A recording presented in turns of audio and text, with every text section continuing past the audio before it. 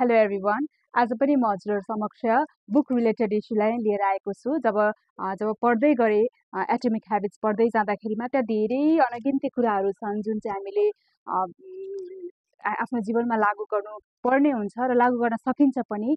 सबै कुरा भनेको चाहिँ हामीले हाम्रो ह्याबिटमा चाहिँ डिपेन्ड हुन्छ होइन, कति कन्सिस्टेन्ट वेमा चाहिँ हामीले आफ्नो गुड ह्याबिटलाई निर्धारण गर्न सक्छौँ अथवा अप्लाई गर्न सक्छौँ भन्ने कुरा चाहिँ एकदमै महत्त्वपूर्ण पाठ रहेको छ।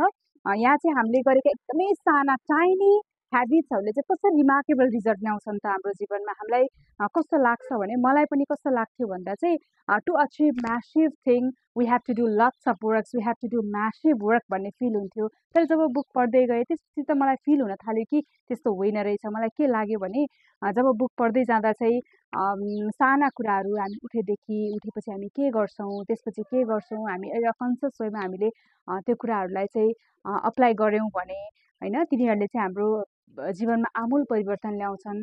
यहाँ के भनिएको छ भन्दा चाहिँ यदि हामीले प्रत्येक दिनमा चाहिँ अराउन्ड 1% को दरले चाहिँ एउटा गुड ह्याबिटलाई फर्म गर्दै गयौँ भनेदेखि चाहिँ पर अ इयर त्यहाँ चाहिँ 37%ले चाहिँ हामीले आफ्नो गुड ह्याबिटलाई डेभलप गर्न सक्दो रहेछौँ। यो भनेको चाहिँ यो चाहिँ पोजिटिभ वेमा पनि भयो। त्यस्तै गरेर चाहिँ कन्ट्राडिक्टोरी वेमा भन्दाखेरिमा चाहिँ जब हामीले चाहिँ 1% का दरले दिनदिनै आफ्ना नराम्रो ह्याबिटहरूलाई हामीले कन्ज्युम गर्दै गयौँ अथवा हामीले त्यसलाई चाहिँ फर्म गर्दै गयौँ भने चाहिँ एकदमै पछि चाहिँ अप टु 0 लेभलको चाहिँ ब्याड ह्याबिट्सहरूलाई पनि हामीले चाहिँ गर्न सक्छौँ होइन, अप्लाई गर्न सक्छौँ भन्ने खालको कुरा छ। अनि अर्को भनेको चाहिँ यो कुरालाई चाहिँ हाम्रो ह्याबिटसँग रिलेट गरेर चाहिँ मनी सेभिङको कुराहरू पनि छ। त्यो भनेको एकैचोटि मान्छे रिच हुने होइन होइन, होला त्यो पनि एउटा कुनै कन्डिसन होला, तर नर्मल वेमा चाहिँ हामीले जति पनि कमाएको पैसाहरू हुन्छ त्यसलाई चाहिँ सर्टेन वेमा चाहिँ लङ टर्म होइन मा चाहिँ हामीले थोरै थोरै गरेर सेभिङ गर्दै गयौँ भनेदेखि चाहिँ एउटा लङ रनमा चाहिँ डेफिनेटली विल बी रिच भन्ने कुरा पनि छ। यो दुइटा कनेक्ट गरिएको छ। त्यो एउटा कुरा भनेको चाहिँ हामीले हाम्रो दैनिकीलाई होइन, हामीले हाम्रो कस्तो खालको दैनिकी छ होइन, हाम्रो ह्याबिटहरूलाई चाहिँ एउटा फर्म दिने अथवा हाम्रो आइडेन्टिटी निर्धारण गर्ने भनेको पनि हाम्रो ह्याबिटले नै गर्दा हो भन्ने कुरा पनि छ। अनि मलाई लागेको एउटा अचम्म लागेको कुरा चाहिँ के छ यहाँ भन्दा हामीले यदि कुनै पनि ह्याबिटलाई हामीले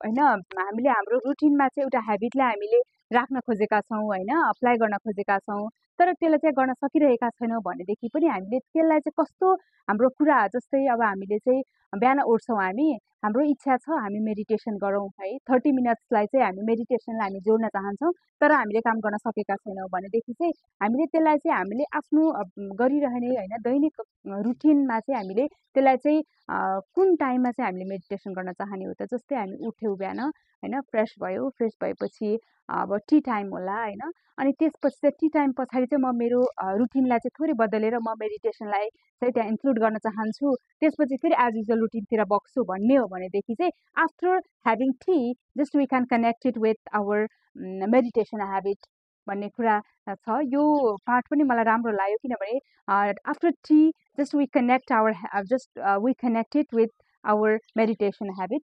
त्यस्तै गरेर अर्को कुरा भनेको चाहिँ हामीले हाम्रो गोल के छ त होइन, डिफाइन्डेड गोल हाम्रो के हो, तर हामी गोललाई मात्रै फोकस गर्नुभन्दा पनि हामीले दैनिक गर्ने सिस्टमलाई चाहिँ हामी फोकस गरौँ। सिस्टमलाई हामी फोकस गर्न थाल्यौँ भने definitely will reach that goal भन्ने कुरा छ। Thank you so much for listening. अब फेरि पनि म अर्को भिडियोमा चाहिँ अर्को इस्यु ल्याएर प्रेजेन्ट गर्नेछु। Thank you so much.